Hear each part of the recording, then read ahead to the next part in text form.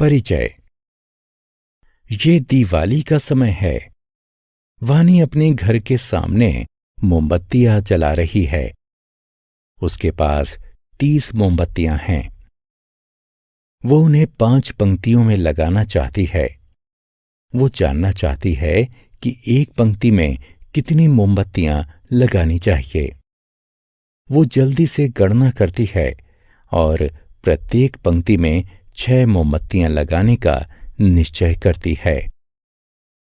बच्चों, इस पाठ में हम गुणन तथा भाग के बारे में और अधिक जानेंगे। आओ सीखें। गुणन की क्रियाओं को करना, भाग की क्रियाओं को करना। गुणन, जोड़ को दोहराना गुणन होता है। उदाहरण के लिए 5 कुर्सियों के पैरों की कुल संख्या पता करने के लिए हम 4 को 5 बार जोड़ेंगे, क्योंकि प्रत्येक कुर्सी में 4 पैर होते हैं। 4 जमा 4 जमा 4 जमा 4 जमा 4 बराबर 20। अन्य शब्दों में, संख्या 4 में संख्या 5 का गुणन करने पर 20 प्राप्त होता है। हम इसे इस प्रकार भी लिख सकते हैं कि 5 गुणा 4 बराबर 20। गुणन के लिए ये चिन्ह लगाते हैं। पहली संख्या 5 गुणक कहलाती है। दूसरी संख्या 4 गुण्य कहलाती है और गुणन का परिणाम गुणनफल कहलाता है। गुणन के गुण। आओ अब हम गुणन के कुछ गुणों के बारे में जानते हैं। इन बिंदुओं को देखें। ये 3 पंक्तियों में हैं। प्रत्येक पंक्ति में 5 बिंदु हैं। हम बिंदुओं की कुल संख्या कैसे पता लगा सकते हैं? जी हां, हम 5 को 3 बार जोड़ते हैं। दूसरे शब्दों में, हम 5 गुणा 3 का आकलन करते हैं।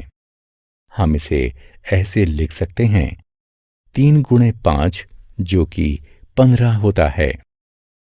आओ हम 15 बिंदुओं के विभिन्न विन्यासों को देखते हैं। सभी बिंदुओं को 15 बिंदुओं की एक पंक्ति में लगाया जा सकता है। 1 गुणा 15 बराबर 15। प्रत्येक बिंदु को एक बिंदु की 15 पंक्तियों में लगाया जा सकता है।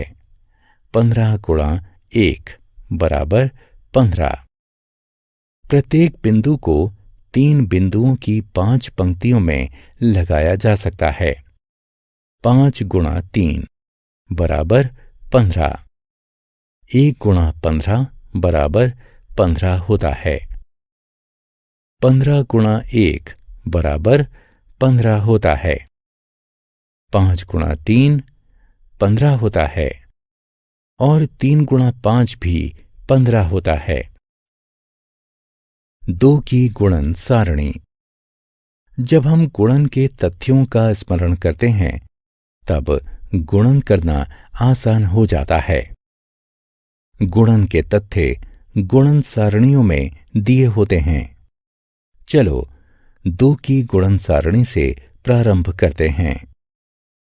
2 गुणा 1 2 होता है। 2 गुणा 2 4 होता है।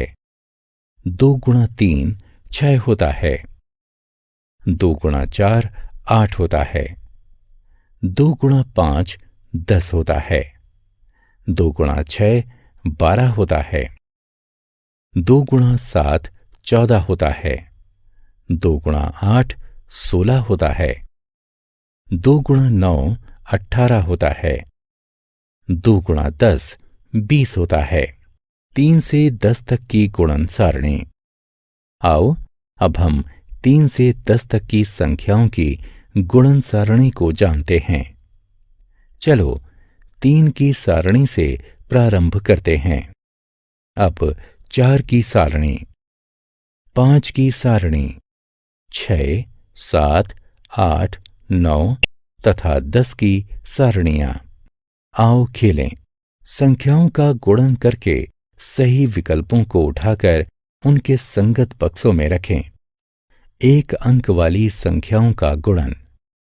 एक फल के कटोरे में 6 सेब रखे हैं। इस प्रकार के 13 कटोरों में कितने सेब होंगे? इसका उत्तर पता लगाने के लिए हमें 13 का गुणा 6 से करना होगा। 13 को 10 जमा 3 के रूप में लिखते हैं। 10 और 6 का गुणा करते हैं। इसके बाद 3 और 6 का गुणा करते हैं। फिर दोनों को जोड़ देते हैं। 10 गुणा 6 60 होता है तथा 3 गुणा 6 बराबर 18 होता है। अब 60 और 18 का जोड़ करने पर 78 प्राप्त होगा। अतः 13 कटोरों में 78 फल रखे होंगे। उदाहरण, 75 का 6 से गुणा करते हैं। संख्याओं को एक दूसरे के नीचे रखते हैं। 5 का 6 से गुणा करते हैं। 5 गुणा 6 30 होता है। 6 के नीचे 0 तथा 7 के ऊपर 3 रखते हैं। अब 7 का 6 से गुणा करते हैं। 7 गुणा 6 42 होता है। 42 और 3 को जोड़ते हैं। 7 के नीचे 45 लिखते हैं। उत्तर 450 होता है। भाग के गुण। भाग गुणा का ठीक उल्टा होता है। ये घटाने की प्रक्रिया को दोहराना होता है।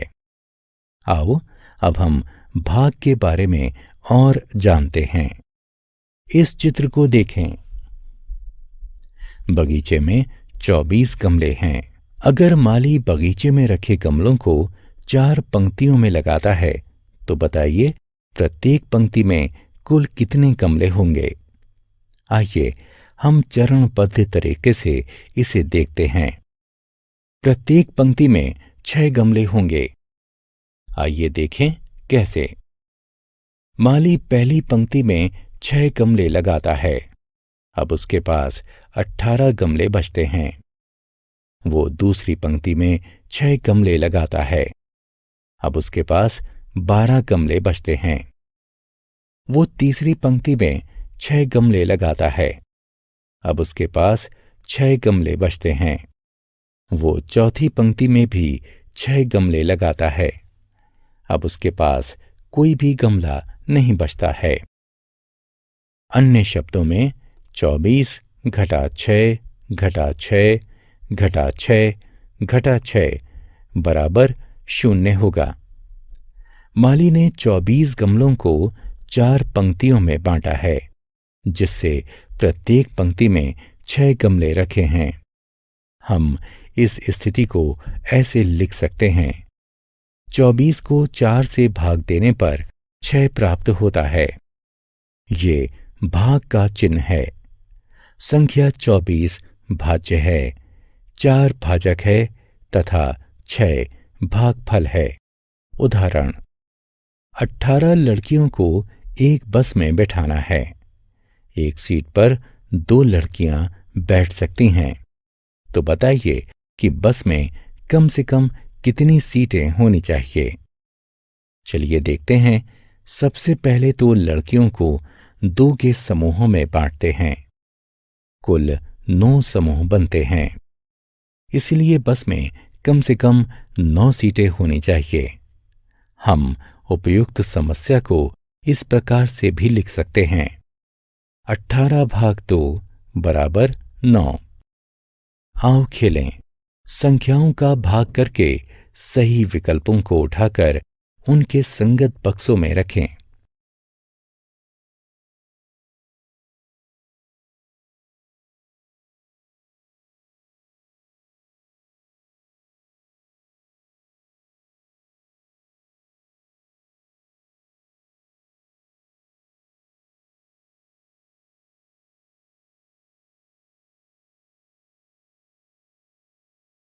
हमने क्या चर्चा की? जोड़ को दोहराना गुणन होता है। गुणन वो होता है जिसको किसी संख्या से गुणा किया जाए। गुणक गुणन करने वाली संख्या होती है। गुणन का परिणाम गुणनफल कहलाता है। घटाने को दोहराना भाग होता है। भाज्य वो होता है जिसका किसी संख्या से भाग किया जाए। भाजक भाग करने वाली संख्या होती है। भाग का परिणाम भागफल